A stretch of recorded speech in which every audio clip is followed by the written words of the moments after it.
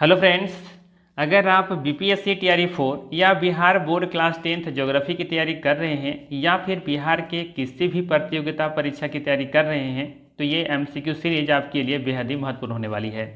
इस सीरीज में हम एससीईआरटी पर आधारित सबसे महत्वपूर्ण और बार बार पूछे जाने वाले प्रश्नों को कॉन्सेप्ट के साथ समझेंगे ताकि आपका प्रिपरेशन बिल्कुल मजबूत हो जाए।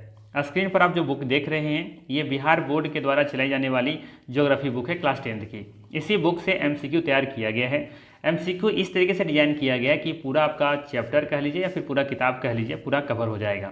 ठीक है, पूरा किताब पढ़ने की जरूरत नहीं है, लाइन बाय लाइन जहाँ से एमसीक्यू बन सकता है वहाँ से बनाया गया है। ठीक है, तो अगर ये पूरा सीरीज देख लेते हैं तो निश्चित ही आप यहाँ पे देखेंगे तो ज्योग्राफी से आपका प्रश्न छूटने वाले नहीं हैं।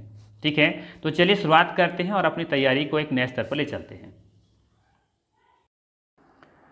आज के इस वीडियो में क्लास 10th का चैप्टर नंबर 1 से पार्ट 2 डिस्कस करेंगे। इससे पहले ऑलरेडी हमने पार्ट 1 करा रखा है जिसमें 20 महत्वपूर्ण प्रश्नों को डिस्कस किया था। इस वीडियो का लिंक डिस्क्रिप्शन में दिया हुआ है या फिर आप प्लेलिस्ट में जाके देख सकते हैं। ठीक है, आज हम पार्ट 2 डिस्कस करेंगे जिसमें 15 महत्वपूर्ण प्रश्न होंगे। ठीक है, तो चलिए शुरू करते हैं और देखते हैं आज का पहला सवाल। पहला सवाल है, प्रतिवर्ष 5 जून को किस दिवस के रूप में मनाते हैं? विकल्प में है पृथ्वी दिवस, जल दिवस, पर्यावरण दिवस, वन दिवस। सही उत्तर है पर्यावरण दिवस। याद रखिएगा, हर साल 5 जून को विश्व पर्यावरण दिवस के रूप में मनाते हैं। इसकी शुरुआत संयुक्त राष्ट्र के द्वारा 1972 में की गई थी। इसका उद्देश्य है लोगों में पर्यावरण संरक्षण के प्रति जागरूकता को बढ़ाना। वहीं पृथ्वी दिवस के बारे में याद रखिएगा कि हर वर्ष 22 अप्रैल को मनाते हैं पृथ्वी दिवस।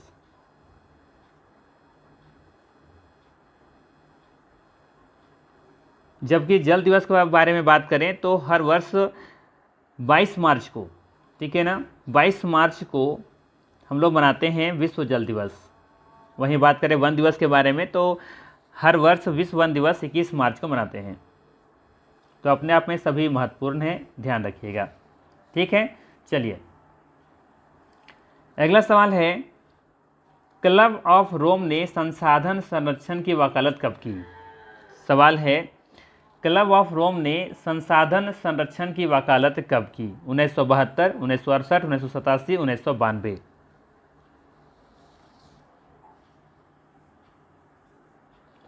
सही उत्तर है 1972। याद रखिएगा, क्लब ऑफ रोम एक अंतर्राष्ट्रीय संगठन है।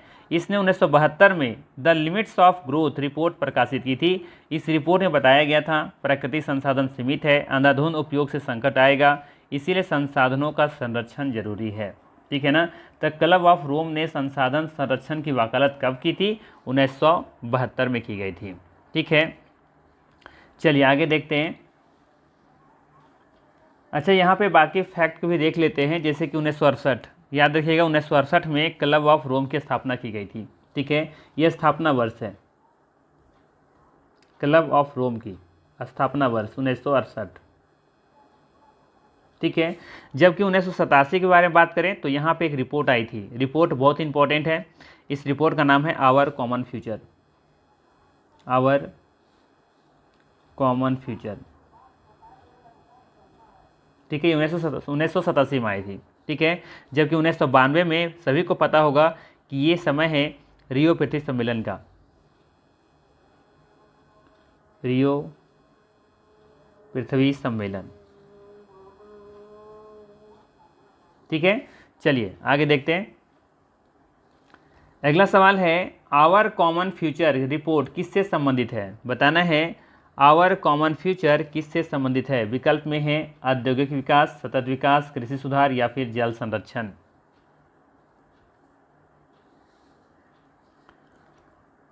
सही उत्तर है सतत विकास। याद रखिएगा, आवर कॉमन फ्यूचर को ब्रंटलैंड रिपोर्ट भी कहा जाता है और ये 1987 में प्रकाशित की गई थी। ठीक है, जैसा कि अभी यहाँ पे क्वेश्चन नंबर 22 में समझाया। ठीक है, तो ये रिपोर्ट 1987 में प्रकाशित की गई थी। इसमें पहली बार सतत विकास को स्पष्ट रूप से परिभाषित किया गया था। ठीक है, सतत विकास ऐसा विकास जो वर्तमान की आवश्यकताओं को पूरा करे लेकिन भविष्य की पीढ़ियों को आवश्यकताओं के नुकसान ना पहुँचाए। ठीक है, तो बी विकल्प यहाँ पे बिल्कुल ही सही होगा। चलिए आगे देखते हैं। अगला सवाल है, स्मॉल इज ब्यूटीफुल पुस्तक किसने लिखी? सवाल है अ स्मॉल एज ब्यूटीफुल पुस्तक किसने लिखी। याद रखिएगा, ये सवाल बीपीएससी टीआरई में पूछा जा चुका है, ठीक है, इंपॉर्टेंट है, ध्यान रखिएगा। विकल्प में दे रखा है महात्मा गांधी, ब्रंटलैंड, सुमाकर या फिर नेहरू। सही उत्तर है सुमाकर, ठीक है ना। स्मॉल एज ब्यूटीफुल पुस्तक किसने लिखी है, तो सुमाकर ने लिखी, याद रखिएगा, ठीक है। और ये 1973 में प्रकाशित की गई थी, ठीक है, ये बुक 1973 में प्रकाशित की गई थी, ठीक है। इसे बताया गया था बड़े उद्योगों के बजाय छोटे, स्थानीय और टिकाऊ विकास को बढ़ावा देना चाहिए, पर्यावरण के अनुकूल और मानव केंद्रित अर्थव्यवस्था जरूरी है। ये स्मॉल इज ब्यूटीफुल में बताई गई थी, ठीक है। चलिए आगे देखते हैं। अगला सवाल है आवर कॉमन फ्यूचर। सवाल क्या है, आवर कॉमन फ्यूचर रिपोर्ट किस वर्ष प्रकाशित हुई। विकल्प में है 1972, 1987, 1992, 2002। बताइए, आसान सा सवाल है, बता चुके हैं ऑलरेडी। सही उत्तर है 1987, ठीक है ना। आवर कॉमन फ्यूचर रिपोर्ट किस वर्ष प्रकाशित हुई थी, 1987 में, ठीक है। आवर कॉमन फ्यूचर को ब्रंटलैंड रिपोर्ट भी कहा जाता है, याद रखिएगा। इसे विश्व पर्यावरण और विकास आयोग ने जारी किया था, ठीक है। चलिए आगे देखते हैं।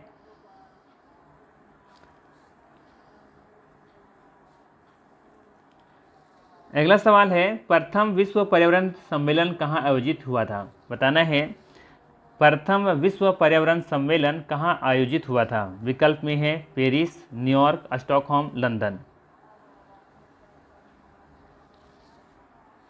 सोचिए, समझिए और उत्तर दीजिए। चलिए, सही उत्तर है इसका स्टॉकहोम। ध्यान रखिएगा, प्रथम विश्व पर्यावरण सम्मेलन 1972 में आयोजित की गई थी। कहाँ पे की गई थी, स्टॉकहोम में की गई थी, ठीक है ना। स्टॉकहोम जो कि स्वीडन की राजधानी भी है, ठीक है ना। और ये भी याद रखिएगा, इसी के बाद 5 जून को विश्व पर्यावरण दिवस मनाने की घोषणा की गई थी, ठीक है। चलिए आगे देखते हैं। अगला सवाल है विश्व पर्यावरण दिवस कब मनाया जाता है। ये तो ऑलरेडी हम लोग देख चुके हैं ऊपर में कि विश्व पर्यावरण दिवस कब मनाते हैं, तो ये मनाते हैं 5 जून को। विकल्प नंबर बी सही होगा। और ये जरूर ध्यान रखिएगा कि आप जानते हैं, जो कि दे रखा है इस बुक में, पर्यावरण संरक्षण हेतु सर्वप्रथम स्टॉकहोम में विश्व शिखर सम्मेलन 1972 में आयोजित की गई थी। इसी सम्मेलन के पश्चात प्रतिवर्ष 5 जून को पर्यावरण दिवस के रूप में मनाया जाता है। ये सवाल पूछा जा सकता है कि पर्यावरण दिवस जो हम लोग मनाते हैं 5 जून को, किस सम्मेलन के बाद ये शुरू की गई थी, ठीक है, तो स्टॉकहोम सम्मेलन, ठीक है, जो कि ये प्रथम कह सकते हैं कि विश्व शिखर सम्मेलन था पर्यावरण संरक्षण हेतु, ठीक है। चलिए आगे देखते हैं। अगला सवाल है सतत विकास का मुख्य उद्देश्य क्या है। सवाल है सतत विकास का मुख्य उद्देश्य क्या है। विकल्प में है केवल वर्तमान की जरूरतें पूरी करना, संसाधनों का अधिकतम दोहन करना, भविष्य की पीढ़ियों को ध्यान में रखकर विकास, या फिर उद्योगों का विस्तार।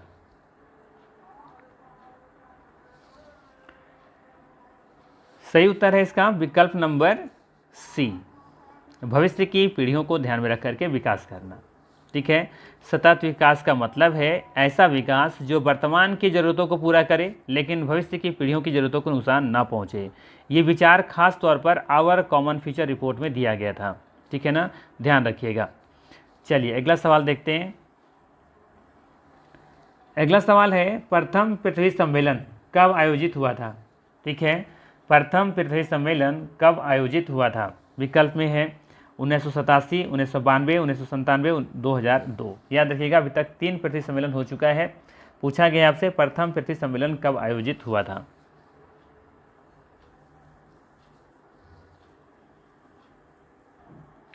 सही उत्तर है 1992। याद रखिएगा, प्रथम पृथ्वी सम्मेलन को रियो पृथ्वी सम्मेलन 1992 कहा जाता है, क्योंकि ये रियो में हुआ था, ठीक है। ये 1992 में आयोजित हुआ था। इसमें लगभग आप देखेंगे तो 178 देश भाग लिया था। कितना, 178 देश। इस सम्मेलन के मुख्य मुद्दे क्या थे, ग्लोबल वार्मिंग, जैव विविधता संरक्षण, वन संरक्षण और खास करके एजेंडा 21। एजेंडा 21 के बारे में पूछा जाता है, ध्यान रखिएगा, इसी सम्मेलन से आया था एजेंडा 21, ठीक है ना। चलिए बाकी देखें यहाँ पे 1987 क्या है। 1987 में आवर कॉमन फ्यूचर रिपोर्ट प्रकाशित की गई थी, है ना। जबकि 1997 में आप देखेंगे तो क्योटो सम्मेलन हुआ था 1997 में, और 2002 में जो तीसरा कह सकते हैं कि पृथ्वी सम्मेलन हुआ था जोहान्सबर्ग में, ठीक है, 2002 में, ठीक है। तो ये सभी डेटा याद रखिएगा।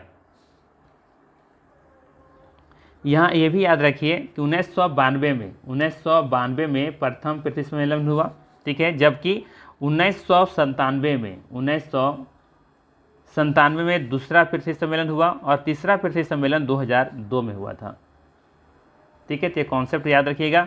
1992 में रियो डी जेनेरो में किया गया प्रथम पृथ्वी सम्मेलन, जबकि 1997 में आप देखेंगे न्यूयॉर्क में किया गया दूसरा पृथ्वी सम्मेलन, जबकि तीसरा जोहान्सबर्ग में किया गया था, ठीक है। तो ये तीनों डेटा याद रखिएगा, 3 अभी तक पृथ्वी सम्मेलन हुए हैं, ठीक है। चलिए आगे देखते हैं। अगला सवाल है प्रथम पृथ्वी सम्मेलन कहाँ हुआ? विकल्प में है Tokyo, New York, Rio de Janeiro या फिर जोहान्सबर्ग। सही उत्तर है रियो डी जेनेरो, विकल्प नंबर सी सही होगा, जबकि दूसरा हुआ न्यूयॉर्क में और तीसरा हुआ जोहान्सबर्ग में, ठीक है। ध्यान दीजिएगा यहाँ पे इस सम्मेलन में 178 देशों ने भाग लिया था। 1992 सम्मेलन में ग्लोबल वार्मिंग, जैव विविधता, वन संरक्षण, एजेंडा 21 जैसे मुद्दों पर सहमति बनी थी। अगला सवाल देखिए, अगला सवाल है एजेंडा 21 किस सम्मेलन से संबंधित है? स्टॉकहोम सम्मेलन, क्योटो सम्मेलन या फिर रियो पृथ्वी सम्मेलन 1992 या फिर जोहान्सबर्ग सम्मेलन। आसान सा सवाल है, अब तो कॉन्सेप्ट क्लियर हो गया होगा। बता सकते हैं इसका आंसर क्या होगा? जल्दी से कमेंट करके बताइए इसका सही आंसर क्या होगा। चलिए इसका सही उत्तर है विकल्प नंबर क्या हो जाएगा? सी, ठीक है, रियो पृथ्वी सम्मेलन 1992, ठीक है ना। ये भी याद रखिएगा, एजेंडा 21 का उद्देश्य सतत विकास प्राप्त करना है। एजेंडा 21 के लिए विश्व पर्यावरण कोष की स्थापना की गई थी, ठीक है ना। एजेंडा 21 के लिए विश्व पर्यावरण कोष की स्थापना की गई थी, ये जरूर याद रखिएगा। चलिए अगला सवाल है द्वितीय पृथ्वी सम्मेलन कब हुआ? बताना है दूसरा पृथ्वी सम्मेलन कब हुआ? 1992, 1995, 1997 या फिर 2002। सही उत्तर है 1997, ठीक है ना, जबकि तीसरा हुआ था 2002 में और प्रथम कब हुआ था? 1992 में, सॉरी ये 1995 नहीं 1997 होगा, ठीक है ना। प्रथम 1992, दूसरा 1997 और तीसरा हुआ था 2002 में, ठीक है ना। 1997 का सम्मेलन वास्तव में अर्थ समिट जो कि +5 के नाम से भी जाना जाता है, ठीक है, इसे +5 सम्मेलन कहा जाता है क्योंकि 1992 के रियो पृथ्वी सम्मेलन 1992 के ठीक 5 साल बाद हुआ था, ठीक है, इसीलिए इसे +5 सम्मेलन भी कहा जाता है, ठीक है। इसका उद्देश्य था 1992 के निर्णयों की प्रगति की समीक्षा करना, ठीक है। चलिए आगे देखते हैं।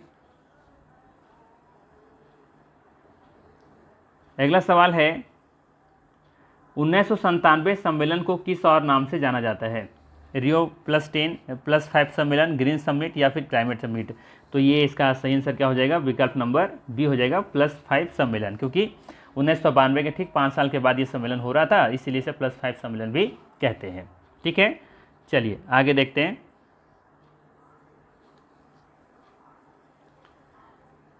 अगला सवाल है क्योटो सम्मेलन का मुख्य उद्देश्य क्या था? क्योटो सम्मेलन जो कि जापान में हुआ था, इसका उद्देश्य क्या था? जल संरक्षण, ओजोन परत बचाना, ग्लोबल वार्मिंग को रोकना या फिर कृषि सुधार। सही उत्तर है ग्लोबल वार्मिंग को रोकना, सी विकल्प सही होगा, ठीक है। क्योटो सम्मेलन 1997 का मुख्य उद्देश्य था ग्रीन हाउस गैसों के उत्सर्जन को कम करके ग्लोबल वार्मिंग को नियंत्रित करना, ठीक है। इसमें 6 प्रमुख गैस थे, खास करके CO2, मीथेन, नाइट्रस ऑक्साइड आदि इस गैसों को कम करना था यहाँ पे, ठीक है ना।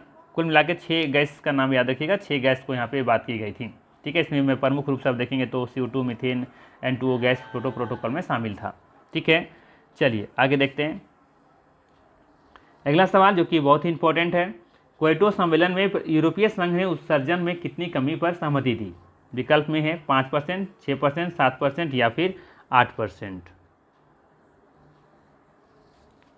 बताइए इसका सही आंसर क्या होगा? चलिए इसका सही उत्तर है 8%, ठीक है। याद रखना है क्योटो सम्मेलन 1997 में विकसित देशों को ग्रीन हाउस गैसों का उत्सर्जन घटाने के लक्ष्य दिए गए। इसमें यूरोपीय संघ ने 1990 के स्तर से 8% कमी करने पर सहमति दी थी, ठीक है। चलिए आगे देखते हैं। हाँ, ये लक्ष्य ध्यान रखिएगा, ये लक्ष्य 2008 से लेकर 2012 की अवधि के लिए निर्धारित किया गया था। वैसे इतना डीपली पूछेगा नहीं। चलिए अगला सवाल देखते हैं। तृतीय पृथ्वी सम्मेलन कब हुआ था? बताना है कि तीसरा पृथ्वी सम्मेलन कब हुआ था। कब हुआ था? ये 2002 में हुआ था। ठीक है ना, याद रखिएगा। ये सम्मेलन जोहान्सबर्ग में आयोजित किया गया था। इसमें लगभग 2000 प्रतिनिधियों ने भाग लिया था। ठीक है, क्लियर हो गया। तो इस तरीके से ये आज का 20 प्रश्न, 20 नहीं 15 ही कह लीजिए, 15 प्रश्न। अगर ये सेशन समझ में आया तो वीडियो को लाइक कीजिएगा, चैनल पर नए तो सब्सक्राइब कीजिएगा। अभी इस चैप्टर नंबर 1 ही चल रहा है मेरा, इसमें बहुत सारे पार्ट्स आएंगे क्योंकि ये चैप्टर बहुत ही लंबा है। क्योंकि जो बिहार बोर्ड में जो ज्योग्राफी की बुक चलती है ना, उस बुक में देखेंगे तो लगभग 100+ पेज है। ठीक है, तो बहुत सारे क्वेश्चंस बनने वाले हैं, तो थोड़ा थोड़ा करके पार्ट बाय पार्ट करके हम आपको देंगे। ठीक है, तो ये सेशन समझ में आया तो लाइक ज़रूर कीजिएगा, चैनल पर नए तो सब्सक्राइब कर लीजिएगा। और अगर आपका सब्जेक्ट ज्योग्राफी है तो चैनल को निश्चित ही आप लाइक करके जाइएगा और सब्सक्राइब करके जाइएगा, क्योंकि ये चैनल आपके लिए बना हुआ है। ठीक है, चलिए, थैंक्स फॉर वॉचिंग।